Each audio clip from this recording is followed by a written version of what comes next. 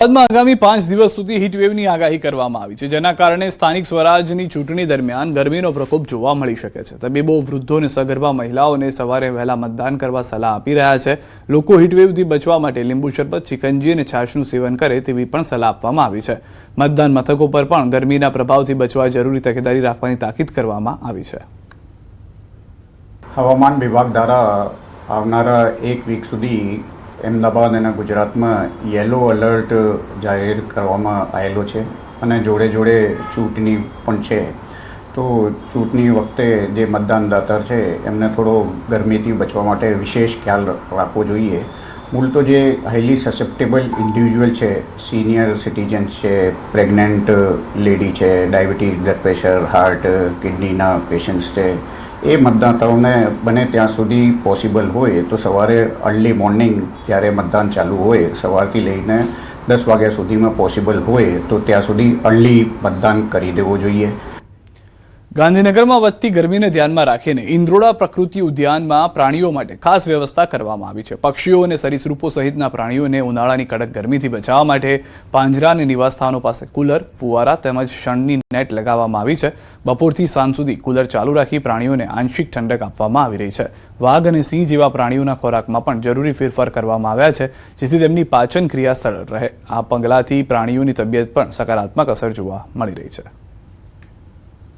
વાઘ, સિંહ અને દીપડા જે માંસાહારી અને એ લોકોના ખોરાકના કારણે ગરમી વધારે લાગે એ પ્રકારના જે માંસાહારી વન્યજીવો છે તેના માટે ખાસ કરીને નાઇટ શેલ્ટરની અંદર એર કુલર્સની વ્યવસ્થા કરવામાં આવેલી છે.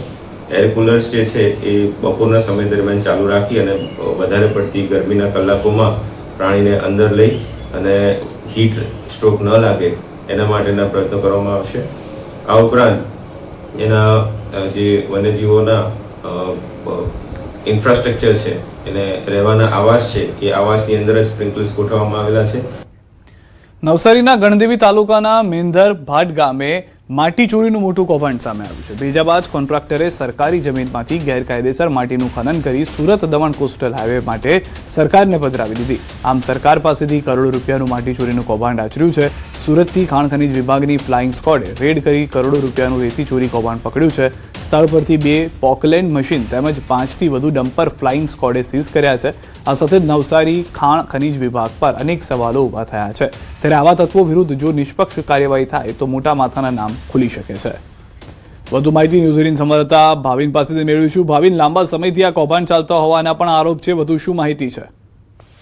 ચોક્કસથી સીધા જે સમગ્ર ઘટના છે નવસારી જિલ્લાના ગણદેવી તાલુકાની મેંધર ભાટની ઘટના છે અને ત્યાં જે રીતના હાલ નવનિર્મિત જે કોસ્ટલ હાઈવે બની રહ્યો છે અને આ કોસ્ટલ હાઈવેમાં આજે માટી ચોરી કરીને કોસ્ટલ હાઈવેનો જે પટ છે એ પૂરવામાં આવી રહ્યો હતો. એટલે ચોક્કસથી કહી શકાય કે જે કોન્ટ્રાક્ટરો છે જે માટી નાખી રહ્યા છે એ સરકાર પાસેથી તો કરોડો રૂપિયા માટી પુરાણના લેશે, પરંતુ જે માટી જે લોકો નાખી રહ્યા હતા એ માટી સરકારી જમીનમાંથી ચોરી કરીને જે કોસ્ટલ હાઈવેનું જે રોડનું નિર્માણ થઈ રહ્યું છે એમાં માટી પુરાણ કરી રહ્યા હતા. એટલે કે ચોક્કસથી કહી શકાય કે મોટા પાયે કરોડોનું કૌભાંડ છે.